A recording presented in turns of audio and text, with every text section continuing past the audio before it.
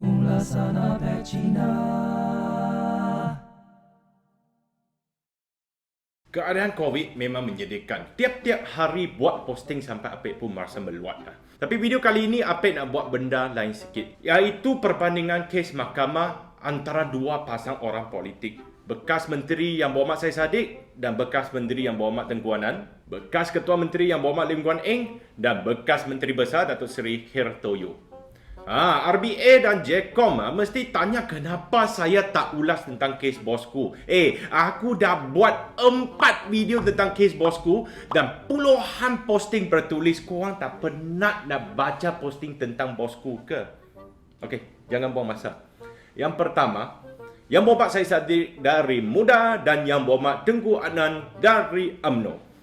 Yang Berhormat Syed Saddiq didakwa bahawa Seksyen 403, 405 dan 406 Kanun Keseksaan atas salah guna wang dan pecah amanah jenayah, manakala Yang Berhormat Tengku Annan didakwa bahawa Seksyen 165 Kanun Keseksaan atas menerima wang tanpa balasan sebagai penjawat awam.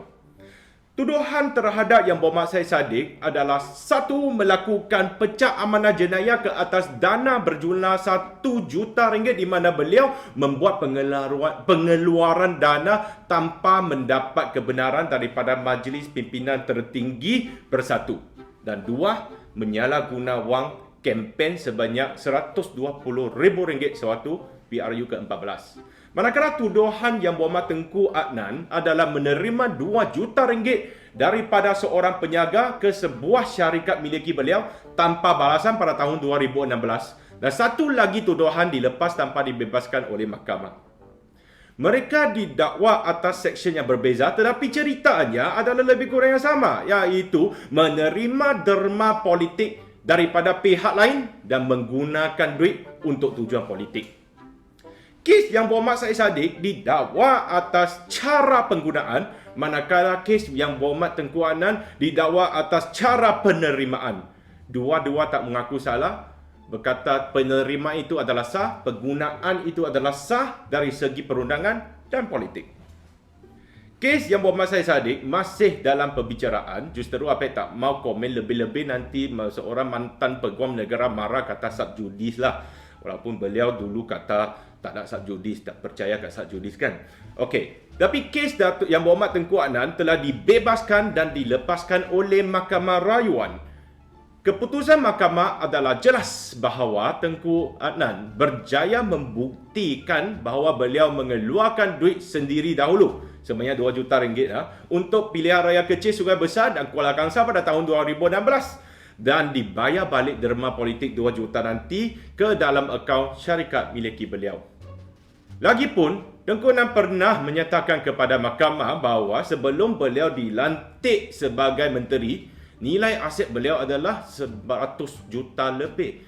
2 juta ni beliau tak perlu. Beliau kata tak perlu. YB, kalau tak perlu 2 juta, sedekah kepada Apek Cina boleh. Saya perlu. Saya tidak memihak kepada sama ada Yang Berhormat Syed Saddiq ataupun Yang Berhormat Tengku Annan, dan hanya berbincang fakta secara ringkas. Cuma ada pihak RBA dan mereka yang benci UMNO ke apa, kalau nak bantai orang UMNO pun korang kena adil sikit kepada kita punya Yang Berhormat Syed Saddiq, okey? Nombor 2, bekas Ketua Menteri Yang Berhormat Lim Guan Eng dan bekas Menteri Besar Datuk Seri Hertoyo. Perihal ni saya akan sebutkan kes Banglo Yang Berhormat Lim Guan Eng dan bukannya kes Seksyen 16A Akta SPRM yang kini masih dalam perbicaraan, okey? Yang Berhormat Lim Guan Eng didakwa pada tahun 2016 bahawa Seksyen 23 Akta SPRM dan juga Seksyen 165 Kanun Keseksaan. Manakala Datuk Seri Hertoyo didakwa pada tahun 2010 bahawa Seksyen 165 Kanun Keseksaan. Tadi sebut tentang Yang Berhormat Tengku Annan juga didakwa bahawa Seksyen 165 Kanun Keseksaan kan. So, apakah perbezaan antara Seksyen 23 Akta SPRM dan Seksyen 165 Kanun Keseksaan?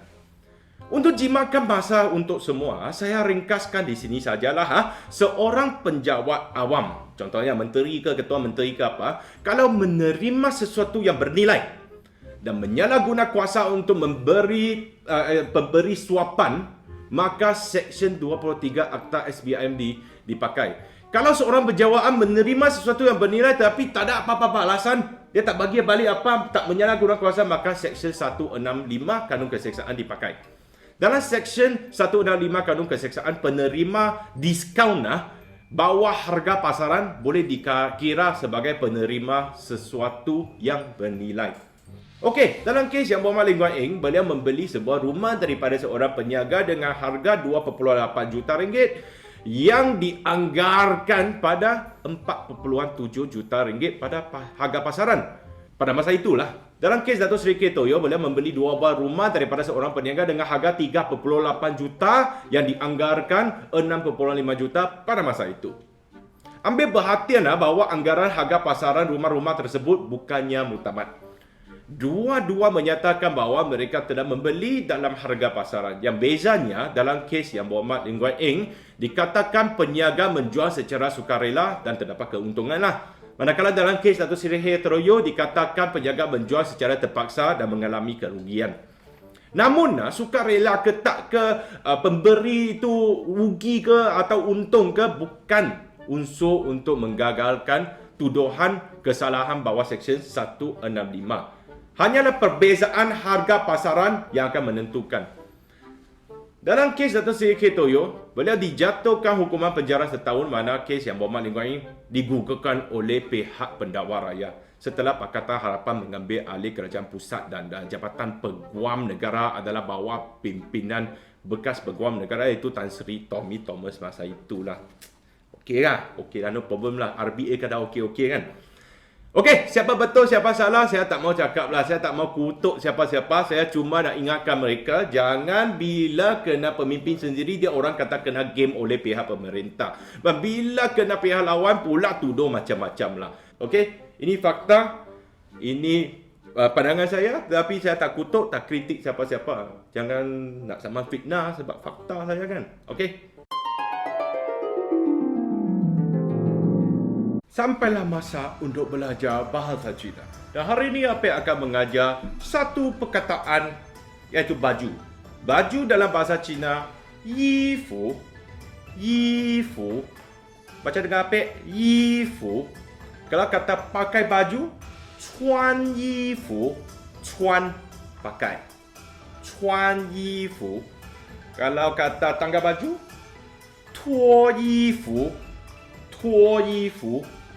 Tuo tanggal. So hari ini kamu belajar baju. Pakai baju dan tangkap baju. Yifu, cuan yifu, tuo yifu. Terima kasih kerana menonton ulasan Apek Cina.